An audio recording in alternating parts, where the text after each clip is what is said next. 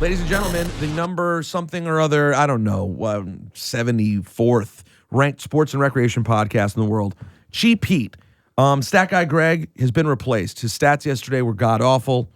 He's been replaced by Finn Balor, the Demon King. How are you, Finn? I'm top of the world, man. Big day. The morning of your debut at Madison Square Garden, and you were just telling me in the radio interview we did, this is the last one. This is the last venue you have to conquer. Yeah, this is the last kind of bucket list landmark venue in wrestling that I haven't performed at. Wembley in the UK, Arena Mexico in Mexico, Korakuen Hall in the Tokyo Dome in Tokyo, and MSG in the United States of America. Do you remember who you worked with on each of those shows? Oh, I've worked at all those venues countless Now times. many. Yeah. Do you remember the first? Is there any that stand out? Wembley, I only wrestled once. That was NXT TakeOver London. That was against Joe. And that was one of the most special nights of my career. Was it nice working with Joe on a night like that? Oh, honestly, man, I've probably learned more from Joe inside of the ring than I have from anyone. Really? Yeah. Yeah.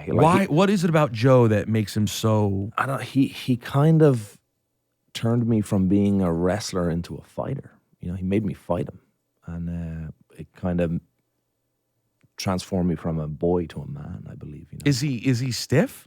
No, he just like pushes you to the limits, man, all the time.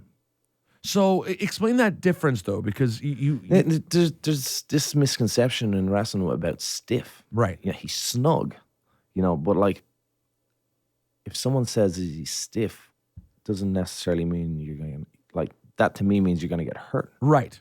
So you're saying snug has a positive connotation and stiff has a negative So connotation. when someone hits you, it wakes you up. And you go, oh, that's how we're going to do it. Okay. Right. And you kind of rise to the occasion, you know. And in a lot of instances, you know, people work light. And, you know, you don't feel like you're in a fight. Where Joe... You know that, like, he's there. He's there. He wants to fight. You got to bring the fight to him. Do you end up?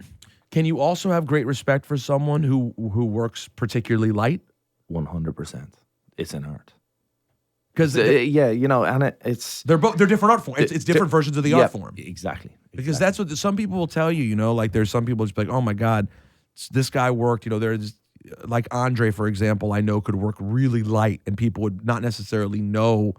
You know, they'd be surprised by it. Yeah. And you have to adjust your style accordingly because otherwise it ends up looking crazy. Yeah. If the guy's working light and you're not prepared for it. Yeah, no, absolutely. And obviously in Japan, I worked snug a lot. And that's kind of what I was maybe hired for, was my work rate and like how everything looked.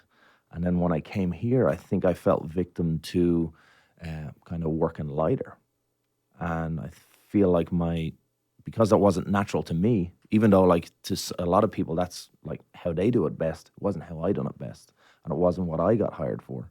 So I think my work rate suffered for a certain amount of time. And I think Joe helped me kind of find the old me. How's Hideo Itami to work with? He looks a little snug. Last time I was... Yeah. He's some of his kicks looked like you can feel him a little bit. Yeah. Well, what's interesting is, you know, I'll be working in Japan and we'd be working snug, but on the house shows, it's a little lighter, you know. But then I'll be doing independence in Europe and all around the world. And like, you know, you'd be locking up with this guy for the first time.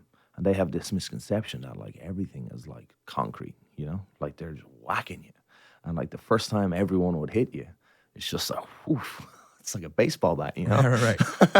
And then, like, you know, you tap him back and he goes, oh, it's like a light bulb goes off in his head. And you kind of see him realizing it going, oh my God, he doesn't actually, like, you know, it might be snug, but it's not going to hurt him. Right. You know? You're sitting there waiting to get, like, pummeled. Yeah. And but my opponent is sitting there waiting to get pummeled. Okay, you know? got it. Right. And then, you know, and I get pummeled, then, you know, I tap him back snug, but like, you know, he doesn't get hurt. Right. And then he's like, and he goes, wow, okay. Oh, that's how you do it. Oh, okay. So now they realize, I don't have to go that hard here. He's not going to go that hard.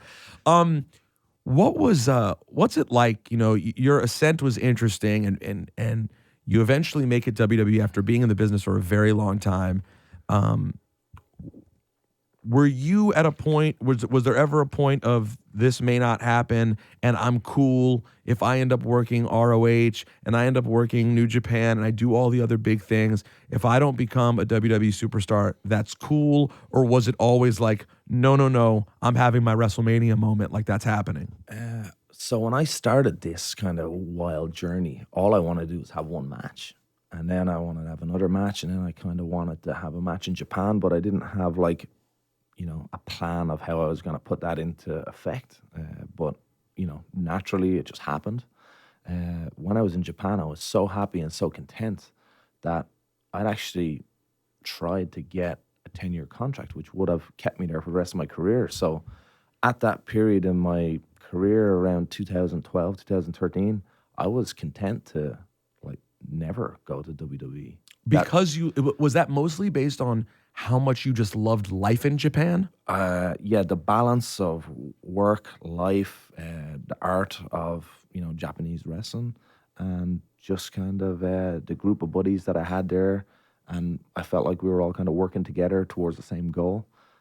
But when WWE comes knocking, and they keep coming knocking, and it's like the third year they come knocking, the fourth year they come knocking, and I'm like looking at my age and I'm going, hang on, maybe if I don't take this opportunity now, it might not be there next year. What was your agent saying? Did he want you to? Well, my agent is me. Got it. And my dad, I talked to my dad, and my dad's like, son, you love it in Japan. You've had a great career there. I know all your buddies are there. It's a good life. And at that point, is the whole club there? Yeah, the whole club's there. Yeah, everyone's there.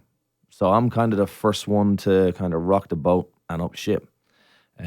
But my dad says, he says, son, like, Japan's great.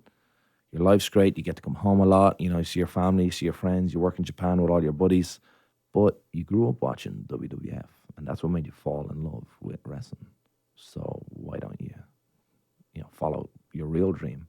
And I think he kind of made me see kind of, the trees from the woods, so to speak. And, it was the best decision I ever made, man. I haven't looked back.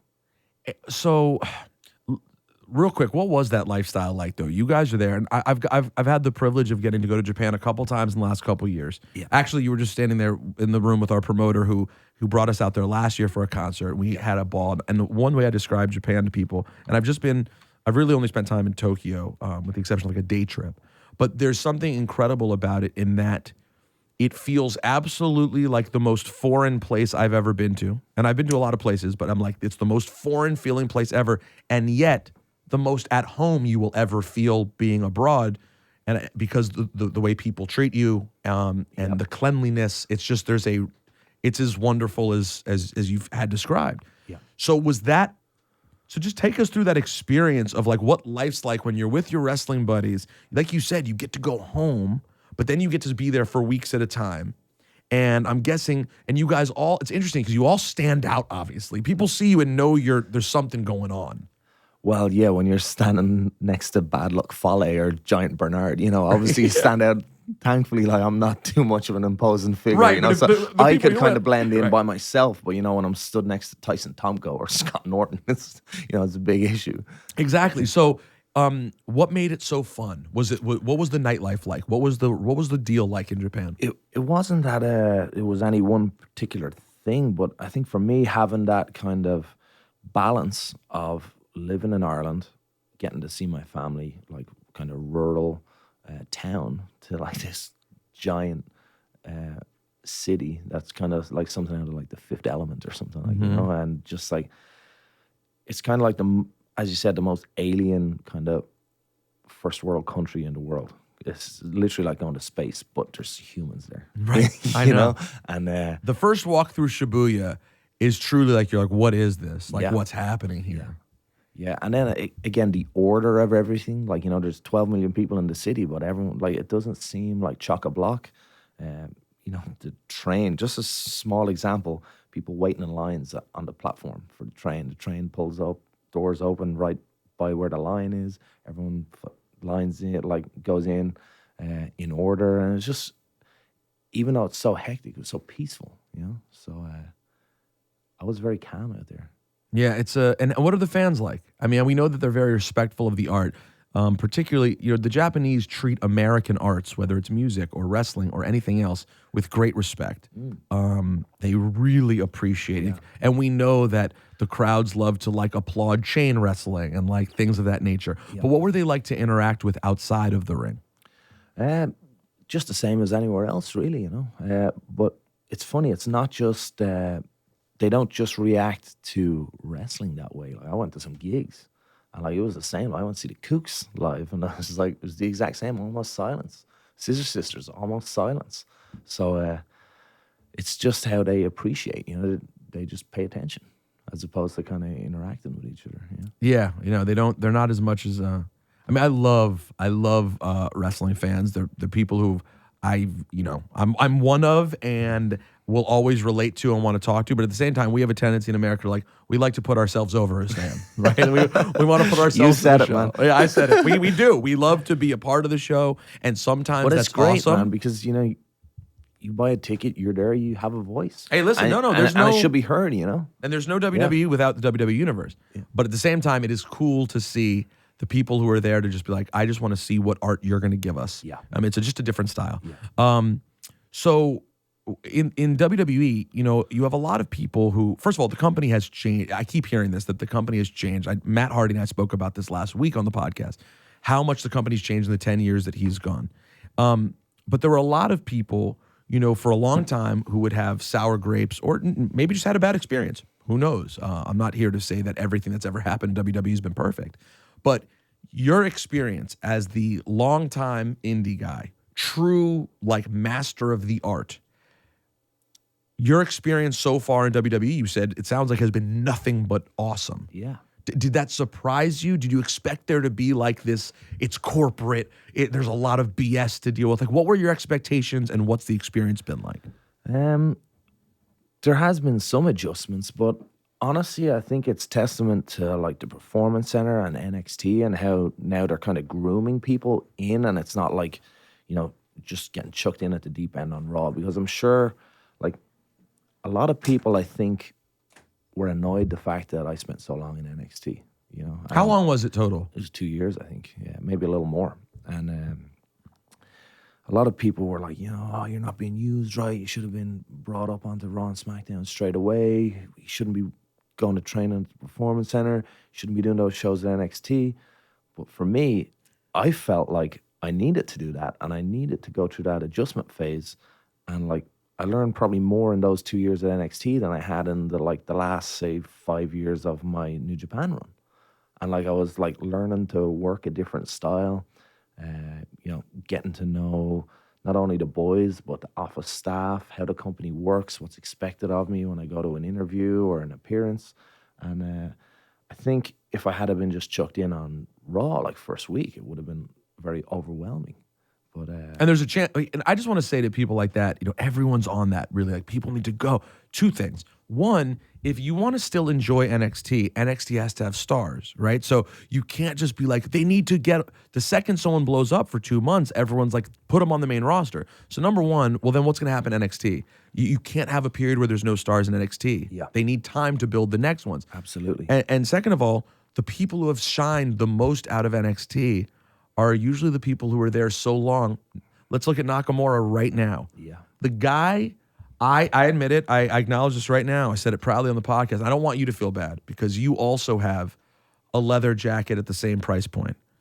But I did just buy the Shinsuke, the red jacket, because it's such a great Michael Jackson. Anyway, my point is, the guy has a page full of merch because he's over like gangbusters. Mm-hmm. That is in part not just him being an enigma and being brilliant. It's in part to just how big he was allowed to get at NXT. Yeah. Look at you. Look at Samoa Joe. Yeah. The guys who are the biggest NXT guys, KO, spent your time there. It meant something when you got to the main roster. Yeah. Otherwise, I just feel like people want you to just pop up, but I think ultimately that's not in the best interest of the talent. No, absolutely not. Well, how do you respond to? Because fans mean it in a good way. When they bump into you and they're like, Finn, this is BS. You need to be doing this. It's totally a compliment. It's because they love you. but it's also because I can relate to a certain extent. I've had people tell me they see me out or whatever, and they'll be like, it shouldn't be Ebro's show. It should be Rosenberg. I'm like, well, I'm really good with my spot. Like so it's an odd sort of thing because they're trying to show their love for you, but at the same time, you don't necessarily agree with what they're saying. So what do you just sort of nod and shake their hand and say thank you? Yeah, normally, like, it's very hard for people to see life through my eyes. You know, obviously they have their opinion on how they see it, and like I appreciate their opinion, but like normally I'll just take that on board and say, yeah, bro, thank you very much. I appreciate the support, but like I'm going through my own struggles, and like I know what I have to get through. So, like obviously their support I'm grateful for that, but I know what I have to do. Right. And you can't get caught up in that. Yeah, and they don't necessarily know all the internal struggles within the company that like I'm going through. They just see like one side of the story. They're not seeing like the total picture that I can see. So what was it like learning again? Because you had, like you said, the last 5 years of you in Japan. Yeah. You're a stud at that point. You're one of the main guys. And I'm guessing when new people come, you're showing them the ropes. Yeah. You're a veteran, right? Then you get to WWE and there's someone like Road Dogg and these guys who are like, and Al Snow, whoever it may be, who are like, hey, let me show you something. Yeah. Was it an interesting transition to go from being the veteran to being the kid again? It was great because honestly, I hadn't been shown anything or like given direction or being critiqued in years. And I feel like if you're not being critiqued or being given direction, you're kind of regressing and you're getting, stale and like content with your performance. So like getting to come to NXT, I remember like about 6 months into being at the Performance Center, I remember like waking up on like Tuesday and going in and having to do like rolls and back bumps and like shoot off the ropes. And like Terry Taylor pulls me aside and he goes, "What's up with you today, man?" I said, I'm just bored, man. This is stupid. Like, what am I doing here? Like, I've just wasted 6 months of my career. And he goes, "Finn, what you're learning now is going to add 10 years onto your career, because if you had kept wrestling that reckless style that you were doing in Japan, you would have maybe lasted 2 years here. But now I'm giving you the tools to hopefully go for another 5 years, then you should be able to go." So like little things I'd add and like, adjustments and tweaks to the way I was working has really like helped me. Was there one specific thing that if you were to go back and watch a match of yours from 6 years ago, you'd be like, oh, why did I always do that like that? It was wrong. Oh, just like a missile drop kick off the top rope, land on my back. Just doing it too much, or the way you did it? No, just doing it too much, yeah.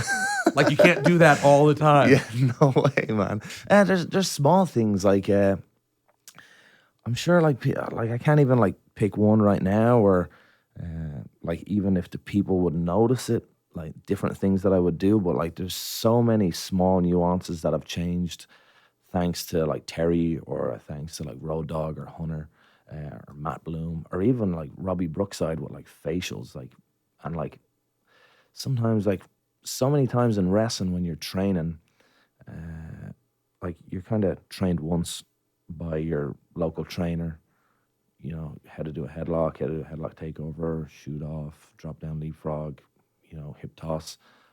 And then once you kind of do that, you go, okay, what do we do next? Oh, we do some suplexes. Okay, what do we do next? Oh, we do some like punches and strikes. What do we do next?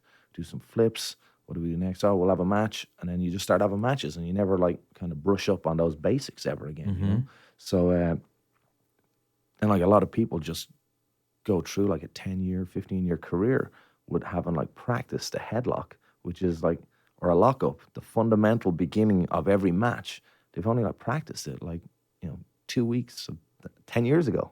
That's so crazy. It's the most basic thing. And it's never been critiqued, or they've never like went, you know what, maybe I should go back and work on the beginning of the match, because really that's like the first impression you give everyone. Yeah, apart from your entrance and your music and all that, which is something that I really worked on in WWE. But like when the bell rings, the first impression you give people is boom, that lockup. And like how many people overlook that, right? And like getting to work with Robbie Brookside on that was something like that was really important to me. And like obviously I've been very fortunate that like I trained in England, then I trained in America for like a short amount of time, but then I got retrained in the dojo again. Then I done a little bit of training in Mexico, and then again in the performance center. So I've had like periods of Of training, learning, right. Yeah, and like where people were picking apart what I was doing. So I think, you know, if there's any, you know, up and coming wrestlers out there, I think definitely pay attention to the fundamentals and go back and, you know, don't worry about your backflip so much, you know. Well, it's funny that you say that, though. It makes me even think about the way I do my stuff because I'm 37 now. I'm now considered. No one tells me what to do anymore, really. Yeah. They may be like, oh, this topic is what you should do. But it's like, well, when was the last time I sat and was like, I need to just, you know, work on being a host? Like, what am I doing? Am I critiquing my interviews? So it's interesting. If no matter what your path is, it's important to not completely get away from fundamentals, which we can so often take for granted. One of the things I find most fascinating about the wrestling business is the communication or lack thereof that you have with the people that you're working with. And obviously, it depends who you're working with. Like you and Joe could have a match in the hallway right now, and you wouldn't have to talk, right? I'm guessing the two of you could just go work right now. How obviously you learn somebody, but the thing that I find fascinating is when you get to that point with someone, is it simply just the way each of you are moving that allows someone to know what you're doing? Because it's very complicated to an outsider. It's a dance routine. It's doing a full-blown dance routine with someone. Yep. Where you can like say one word every blue moon, but there are periods when I can tell they have not said anything for 3 minutes, and you guys are still doing stuff. Is there a way that you can describe how one is able to do that? It's about like reading body language and almost having, especially with me and Joe, I felt like towards the end of our run in NXT that like we could almost like anticipate each other's moves. And like even by listening to the crowd, I knew what he was going to do next before he even done it. And I remember one of the editors of one of our shows came up to me when we had the match in Massachusetts for the title in Lowell, Massachusetts, where Joe won the title. And I remember one of the editors of the show, they recorded that for like an NXT DVD. And he said like normally there's in every match some point that he has to like edit something or like, you know, a spot call. He's got to like trim it out or, you know, or change camera angle. He said there wasn't one. Like on every angle that he checked, didn't matter. There wasn't one. He could use any take of anything. And it was just, yeah, me and Joe were just like working in harmony at that moment. Flip side. Yeah. You're in Japan. Yeah. They say you're going to work with ex-Japanese wrestler who you've never worked with, who speaks no English. Yeah. I'm guessing you have limited Japanese? Limited, yeah. Do you speak wrestling Japanese? Yes. Most Japanese wrestling is actually called in English. Got it. So or the lucha terminology. Okay. Yeah. So there's the common language of wrestling Yes, you guys have. Yeah. But that said, that doesn't leave a lot of room for nuance. Yeah, That's like specific spot calling. That's kind of it. Yeah. So how much you sit down and work with this person, Nakamura, for the first time, let's say, how much are you able to talk? How much are you able to feel it out? How does that play out? And normally what would happen was the spots wouldn't be as intricate. They wouldn't need to be called, and there'd be like, you know, a very simple beginning, shine, heat, and then Japan didn't so much have a comeback. It was just kind of like a turn of the tide, and then like one or two like false finishes that were called, and then that was it. So you keep it simple, more or less, Very until you get to know simple, the person. Yeah, very simple. Yeah. How many times have you worked with Nakamura over the years? Not a lot. Really? Not a lot. I think we had like one match in New Japan, like singles. I'm talking about. We had maybe one match in New Japan, one match in NXT, on NXT TV. Is that something you would really want to do in WWE? Oh, absolutely. Yeah, without a question. But at the moment, that's not going to happen, right? No, not at this very moment. Yeah. And it seems like I think everyone's sort of holding their breath. It seems like AJ and Nakamura will probably get sooner than later. Yeah. Let's hope so. That'll be a treat. Yeah, that's what it seems like. It seems like they really hear the people in that regard because like everyone's like, no, I need to see this right now. Yeah. So who are you most excited to get the opportunity to work with? Who are you most hopeful to get the opportunity to work with in WWE? As someone who like we've always kind of, you know, missed each other on a career path, is AJ. You know, when like we had like one match in Japan where it was like a 6-man or an 8-man tag or something. But you know, when he came to Japan, I went to NXT, and then when I was done with NXT, when I was in NXT, he had came to WWE. But then when I got drafted to Raw, he got drafted to SmackDown. So we've always kind of missed each other. So that is someone that, you know, I've looked up to for many years, and someone who I'd love to get in the ring with. Do you still pop as a fan that AJ Styles is in WWE? Oh, I still awesome. am like. The other day I like looked up and I'm such a nerd, and I'm like, I can't believe AJ and Samoa Joe are here. Yeah. Like and they're as big as it gets. Yeah. Like I still pop for that. Yeah, that I think like that's kind of like a selfish match that I've wanted to have for a long time. But I think like me now being like in the WWE mode, like I want John Cena, I want Brock Lesnar, I want Randy Orton. Well, Brock, Because I feel like to me that's like WWE, and that's what I would watch. You know, when I was in Japan, like AJ wasn't WWE guy, exactly. You know? So you don't just want the dream indie matchups. Yeah, You want yeah. the WWE matchups. I wanted WWE matchups that I dreamed of when I was in Japan, going, you know what, can I hang with that guy? I wonder how I would fare, how would a match look, how would it feel, how would I feel locking up with that guy? How much of a relationship do you have with Cena? You know, we talk like at the shows. We don't text or nothing. You're not you know? you're not tight, Yeah, but yeah. you've chatted. No, yeah, no. And he's always nice as can be, I'm He's sure. always very helpful, yeah. Yeah, he's a very friendly dude. Is there anyone that you've become tight with that you maybe surprised you, or that you were just excited to get to know them because you always thought they were awesome? Big Show. Oh, really? Yeah. I've always been a huge fan of like the Giants, you know, and Big Show is someone who like I've always wanted to have a chance to work with. I'm not sure if I will now, but someone who like I was surprised at like how humble and how nice and friendly he was with everyone in the locker room. I mean, I'm asking this question for the audience in spite of the fact that I am the rare fan member who now gets to like watch it up close and geek out. Mm-hmm. But the locker room is a really interesting place that I describe. I try to, you know, since I still do the podcast independently of WWE, I try to tell my stories from WWE in a way in which I can share what I can share without feeling like I'm giving away too much. Yep. But I did recently say that like the catering is very interesting because it's basically as close to an adult lunchroom cafeteria situation as humanly possible. Yeah, it's true, man. And it doesn't matter whether I'm random radio guy who does my little appearances or whether you're Brock Lesnar. Well, Brock may be a bad example, but like everybody else, when you get to catering, there are decisions you make about where you sit, who you sit with. Are you paying attention to the show? What was that adjustment like for you? And do you enjoy it, or do you find it like difficult and like, oh my God, I'm in high school again? Yeah, I think at the beginning it was very much like get your plate and look around and see who your buddies are and sit with those guys. But now I'm just like get my plate and I normally just get out of there and go eat it in the locker room. Is that what you usually do? What's that? Eat in the locker room? Yeah, or just like try and eat by myself, get it down as quick as I can because, you know, at the end of the day, I know a lot of people are in catering too. Why are you? There's a ladder why coming are in you here, bringing man. a ladder? I don't want no trouble. Cast one. Why are you bringing a ladder and a title in the middle of our interview? Ladder match right now. Oh, Jesus, you can't do that to the title. Yeah.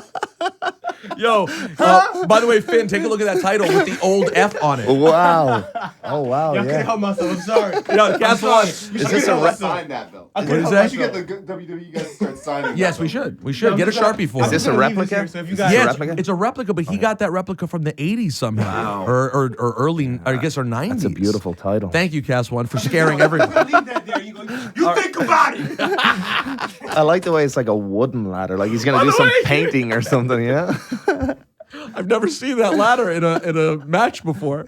So wait, so day of. Italian city electrician is what it says. Oh yeah, by the way, because we're in a union building, so God knows whose ladder that actually is. Yeah, don't try to use that at home, kids. So you day of shows, you try to just mostly focus on your own and sort of relax. Yeah, I'm there to work, man. I'm not there to socialize, and I probably get a lot of heat with a lot of people that are there just hanging out. Well, do you sense that you have gotten that, or do people find you just likable enough, or A, you're high enough on the totem pole that it doesn't really matter? Because those things are all relevant, right?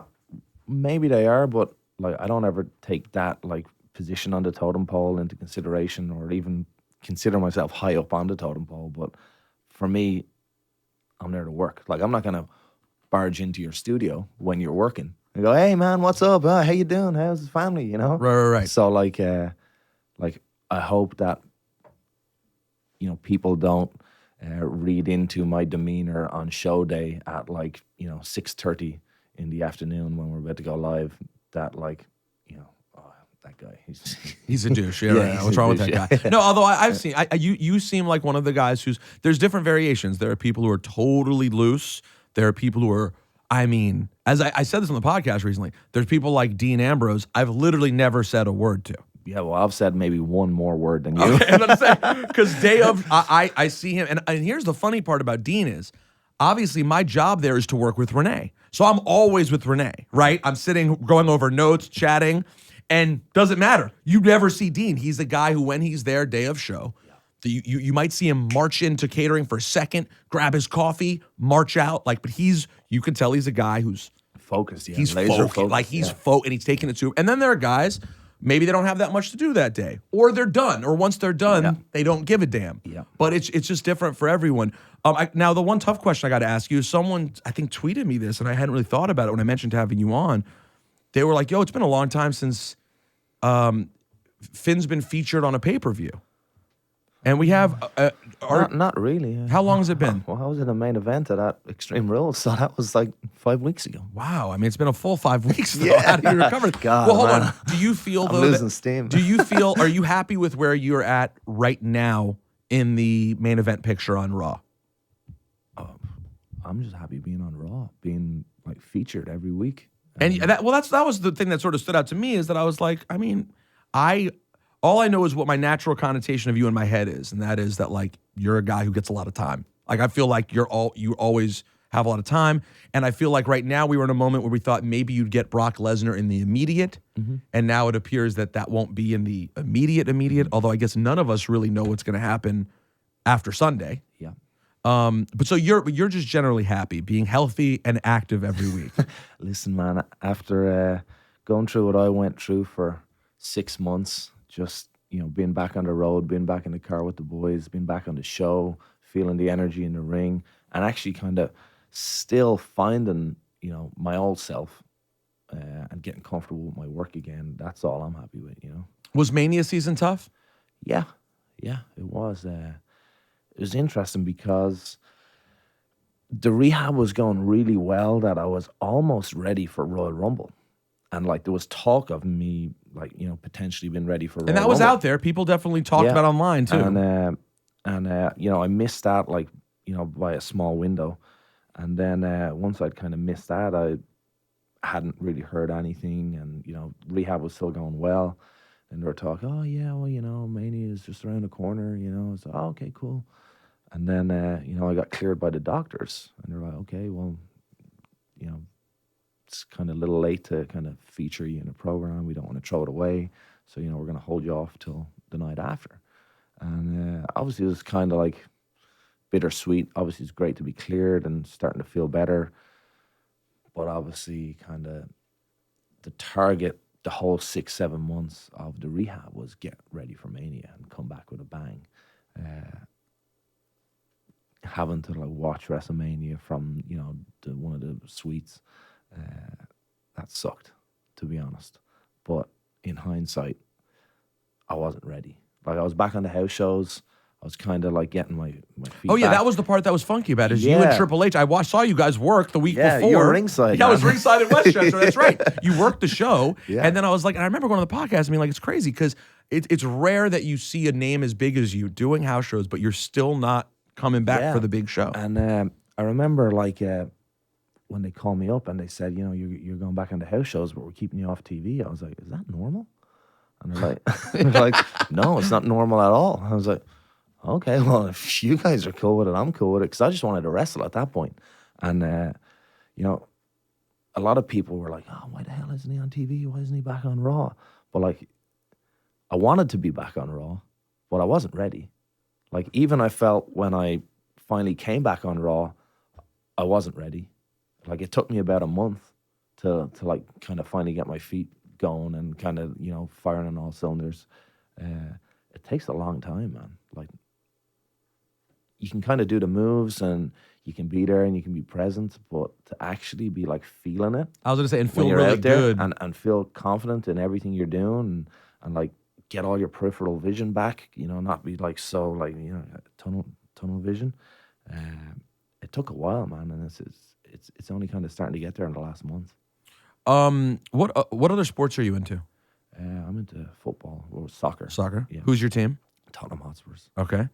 And is that it for you? Is it wrestling and football? Those Pretty are your, much. We got a sport in Ireland called Gaelic football, which is kind of like a hybrid of soccer, rugby, Australian rules, football.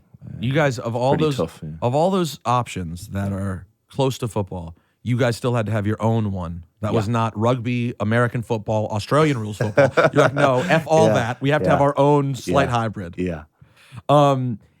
How often do you get into a conversation with someone who's a total stranger, Yeah. who you have to fully explain basically what you do? Like, not to say they're not aware and I heard of WWE. We have a going joke on the show of when you meet people and you say like, yeah, I'm really into wrestling. And they're like, oh, like amateur wrestling? And I'm like, no, that would be weird. And they're like, oh, like Hulk Hogan. And you're like, yes, exactly like Hulk Hogan. People with that level of knowledge, how often do you have a conversation with people like that? I try to avoid it as much as I can. And like, thankfully, like I'm not a very imposing figure. And like when I've got my clothes on and stuff, like I don't like look like a wrestler or anything like that. So, So do you have a generic thing you say for what you do? yeah, like I'll just try and avoid the question altogether, or I work in sports, or I work for a wrestling company, which is, You don't say, so you don't So say. like often when I was at NXT, we were made travel in the NXT jumpsuits, and like, you know, you'd be going through the airport, and like I'm probably the smallest dude on the NXT roster, you know, and you know, they're all going through the airport, all these, you know, big casts. He is not You know, easy to not get spotted. You know, Apollo Crews, all these jacked up guys, like, you know, and then like I'd, you know, be getting a bottle of water or something at the convenience store.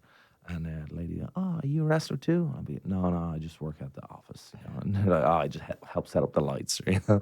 So I'll always try and like avoid that conversation as much as I can. But why do you avoid it? Do you just find it's difficult? It's awkward? Do you not feel like putting yourself over? Like what part of it do you not like? I just don't want to have to explain myself to someone that That's probably doesn't really care anyway. You know? Right. And then you may not want to have. Okay, so what about this?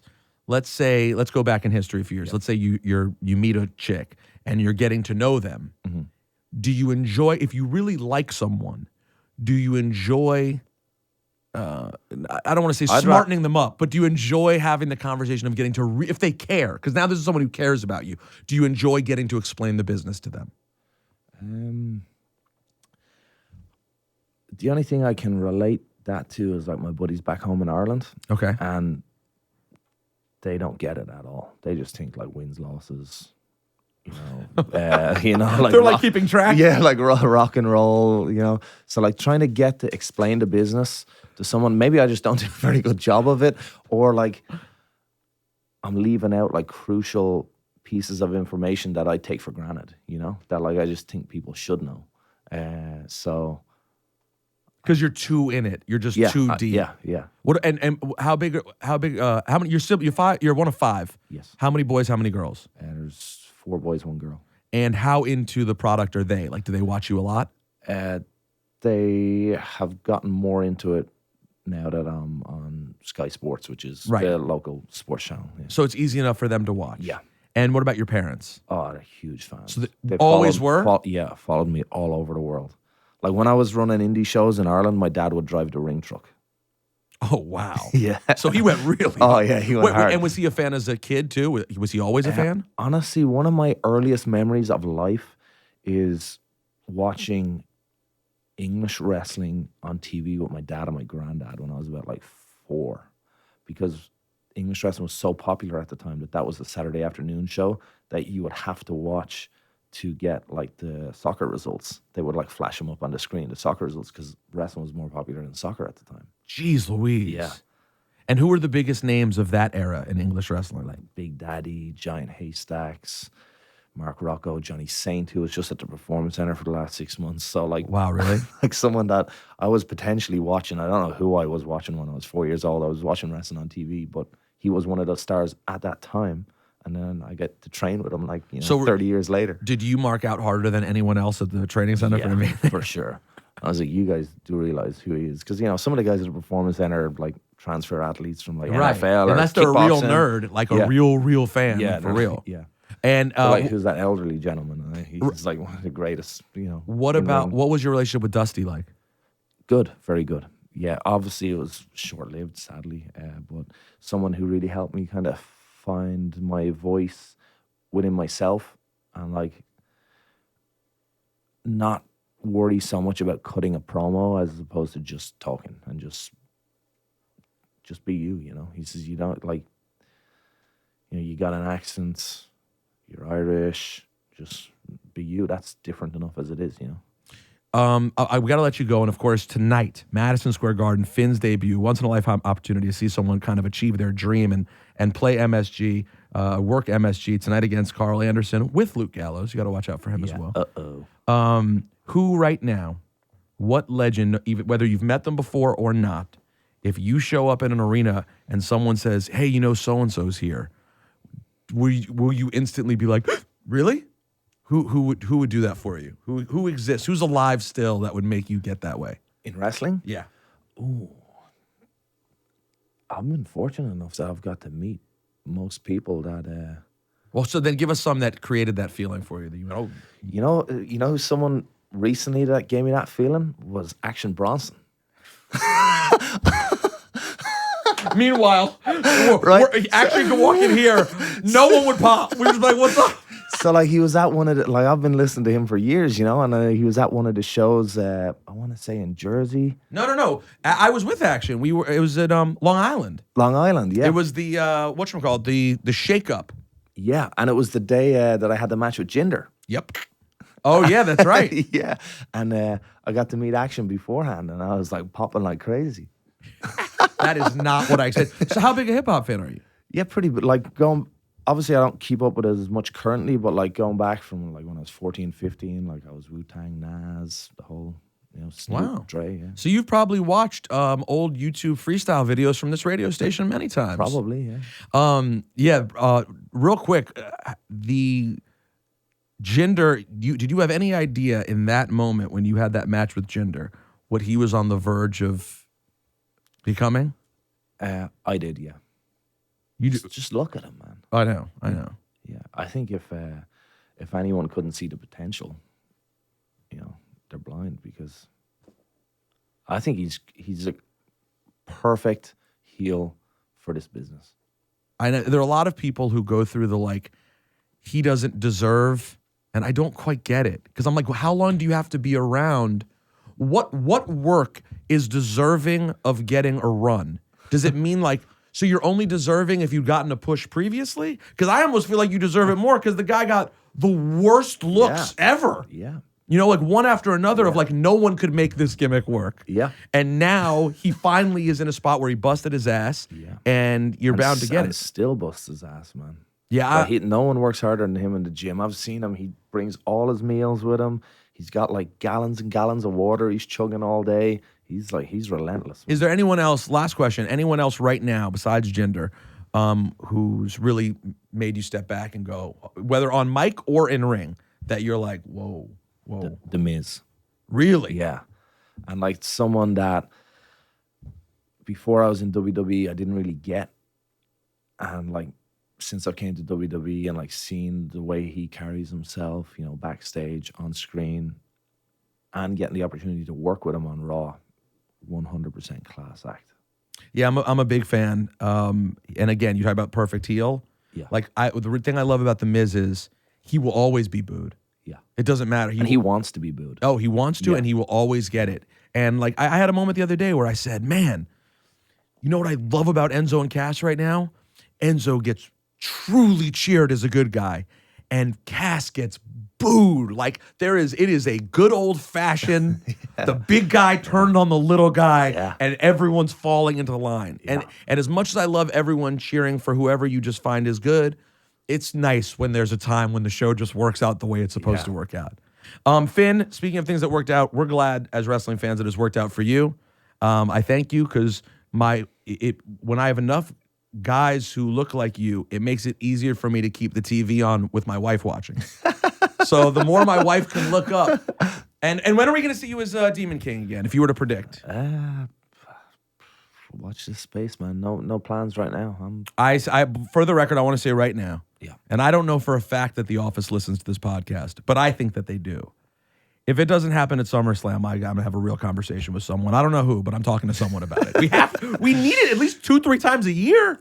Like I want to know if it's a meaningful moment, if it's a match that is truly a big deal. I want the Demon King. Do you feel the same way or no? Absolutely, but it has to be Meaningful. It has to be meaningful. Not the first match of a story. Yeah. The culmination of that story Absolutely agree. deserves the Demon King. Correct. Thank you, Demon King. You're welcome. I'll see you at the Garden tonight.